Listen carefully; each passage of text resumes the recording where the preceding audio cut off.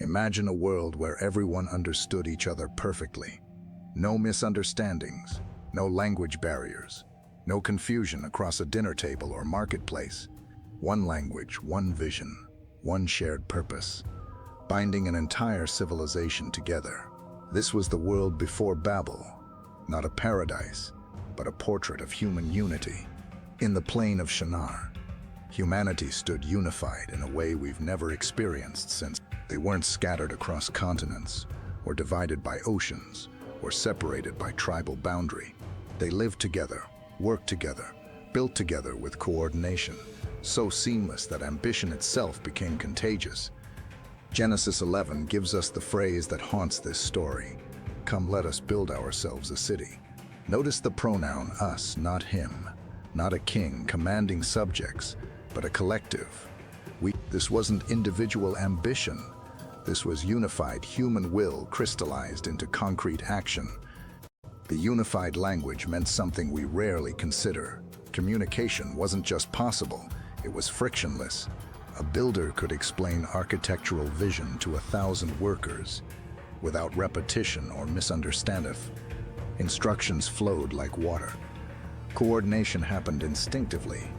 What would take us months happened in days. But here's what makes this moment spiritually dangerous. Seamless communication without God's presence becomes seamless rebellion. The same unity that should have drawn them toward obedience actually drew them inward, away from God's original design. Genesis 9 had commanded humanity to fill the earth, to establish God's kingdom across all lands. Instead, they consolidated. They stayed together. They built upward instead of spreading outward. Their ambition wasn't inherently wrong.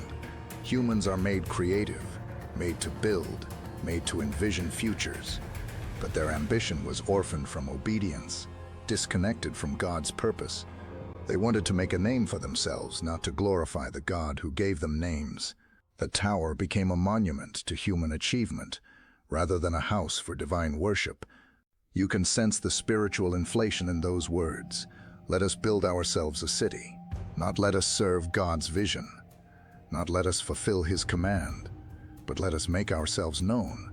This is what happens when unified humanity turns inward. Power multiplies, coordination accelerates, but direction dies. God's response came not as destructive thunder, but as divine interruption. He confused their language. What had been seamless became shattered words. That meant one thing suddenly meant another.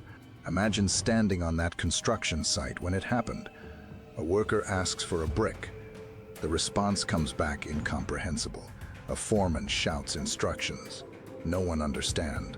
Communication broke. Coordination collapsed. The tower project didn't gradually slow down.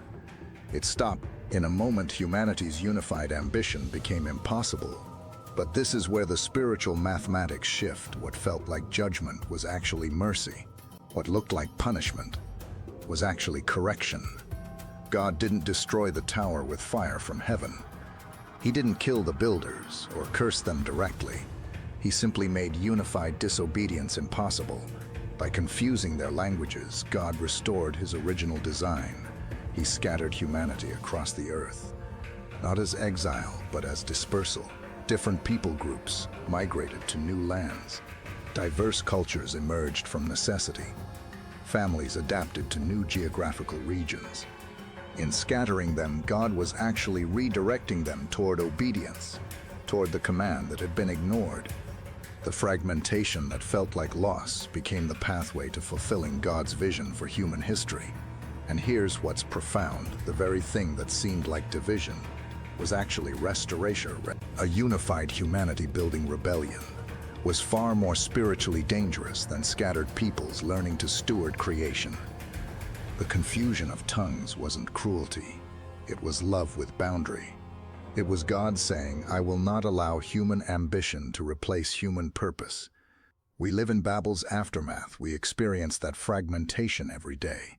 Different languages, different cultures, different worldviews make perfect unity impossible. We inherit the scattering that followed, that towers collapse. But we also inherit something else: A world where unified rebellion became impossible. When you read this story in the context of human history, you realize something uncomfortable. Humanity's greatest civilizations, most terrifying empires, most coordinated horrors, they all required unified will that Babel removed. The Holocaust required coordination. Genocides require communication. Totalitarian regimes require linguistic control and cultural uniformity. The fragmentation we experience as loss is also what prevents singular human power from becoming absolutely catastrophic. God didn't just scatter humanity, He made absolute human unity, fundamentally difficult to achieve. This doesn't mean diversity is God's punishment. It means God understood something about unified humanity. Without Him, it tends toward destruction. So He intervened. He fractured communication itself. He made it so that people would have to slow down, listen carefully, learn from one another. The pre-Babel world wasn't better. It was more unified. It was also more dangerously aligned toward human glory. The post-Babel world is messier, harder to navigate, filled with misunderstanding and translation errors. But it's also the world where God's design can actually unfold. In our current moment, when global technology is recreating something that looks like pre-Babel unity, this story becomes urgent. Instant communication across all languages, interconnected infrastructure, the possibility of coordinated global action. We have the tools to rebuild Babel. We have the technology to achieve unified human will across continents. The question is, unified toward what God's purpose, or toward our own? The answer is embedded in the story itself. The scattering wasn't permanent exile, it was correction. The languages weren't meant to divide God's people forever. They were meant to humble human ambition, to remind us that unity without obedience becomes tyranny. In the New Testament, Pentecost reverses Babel, but not by erasing difference. The Holy Spirit gave people the ability to hear the gospel in their own languages. Unity returned, but through understanding and conversion, not through linguistic erasure. Each language, each culture, each people group brought their own voice to the gospel, while remaining unified in purpose. That's the lesson the pre-Babel world never learned. That's what we're called to learn in our Babel aftermath. We can go back to one language we shouldn't want to, but we can ask ourselves this question: is our unity, wherever we find it, drawing us toward obedience or rebellion? Is our coordination serving God's purpose, or our own name? The tower came down because unified humanity, without God's guidance, will always build toward emptiness, eventually. But the purpose of that judgment wasn't punishment. It was invitation to a different kind of unity. One built not on shared language alone, but on shared obedience.